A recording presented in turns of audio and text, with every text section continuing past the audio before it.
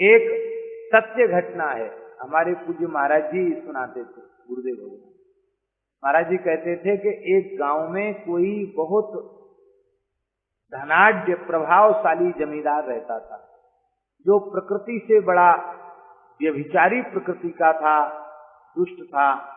और उसी गांव में एक ब्राह्मणी निवास करती थी, जिसके पति और पुत्र दोनों की मृत्यु हो चुकी थी, सास ससुर भी पधार चुके थे, अकेली ही घर में थी।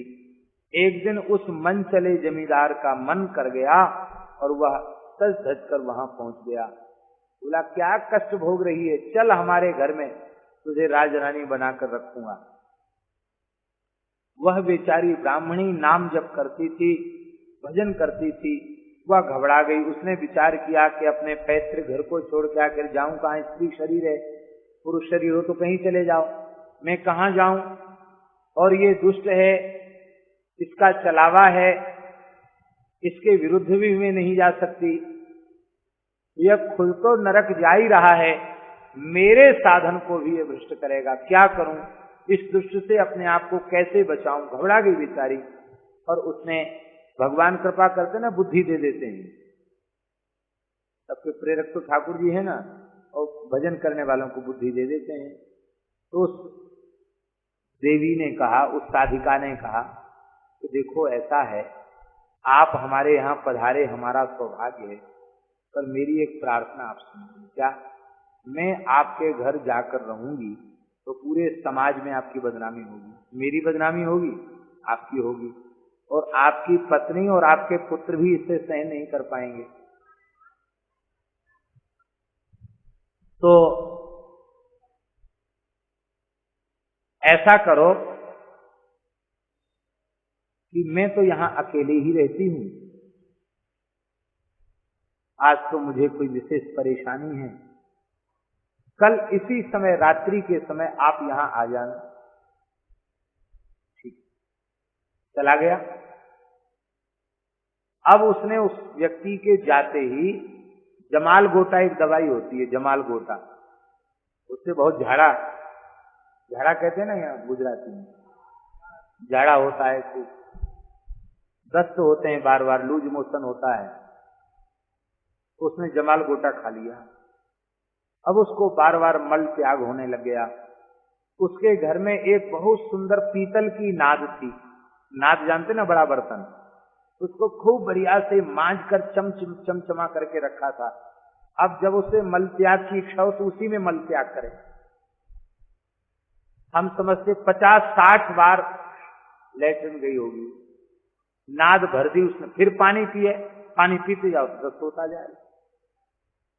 वो तो इस प्रकार से लगी थी कि मेरी मृत्यु ही हो जाए, मेरा शरीर जीवन रखे। दूसरे दिन सायंकाल को जब वह व्यक्ति आया तो उसने देखा घर में दुर्गंध आ रही है, दीपक भी किसी ने नहीं जलाया, अंधेरा हो रहा है। भीतर गया, दीपक जलाया, उसने देखा कि वो तो एकदम नीचे पड़ी रही है, एकदम मक्खियां भिनभिना रही हैं, उसका एकदम चेहरा उतर गया है, उदास हो गया है। उसने पूछा कि अरे देवी, कल तक तुम्हारा जो सुंदर स्वरूप था आज कहां चला गया, इतने जल्दी इतना परिवर्तन कैसे हो गया? तो उसने धीरे से कहा, उस नाद में मैंने अपने रूप को रख दिया है, आप रूप देखना चाहते तो उसको देख लीजिए। उस नाद को एक बढ़िया चमकीले कपड़े से ढक के रखा था। उस व्यक्ति को भी बड़ा आश्चर्य हुआ कि रूप भी क्या कोई ऐसी चीज होती जिसको बर्तन में भर के रख दिया जाए। जिज्ञासावश उसके निकट गया, जैसे ही चमकीला कपड़ा हटाया उसमें मल की दुर्गंध आ रही थी। अब तो बहुत घबरा, और देवी इसमें तो मल है।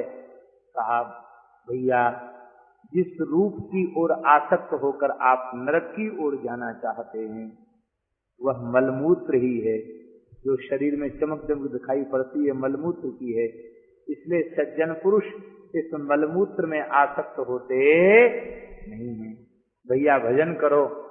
अब तो उस व्यक्ति ने, उसका नशा उतर गया, उस देवी के चरणों में मस्तक रखकर प्रणाम किया, बोले माता, आज से आप मेरी परमार्थ पथ की गुरु हुई और मैं आपका शिष्य हुआ, किंतु एक बात है मुझसे अब तक इतने पाप बन चुके हैं कि मैं घबरा रहा हूं, अब मेरा क्या होगा।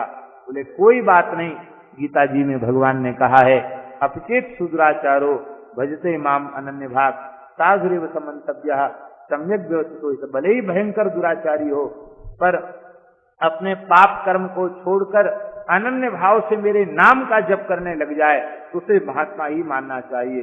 अब तो मैं यही उपदेश देता हूं कि तू श्री राम नाम का जप कर। तो संसार में लोगों की रूप में आसक्ति जहां होती है वह रूप मलमूत्र के अलावे और कुछ भी नहीं है।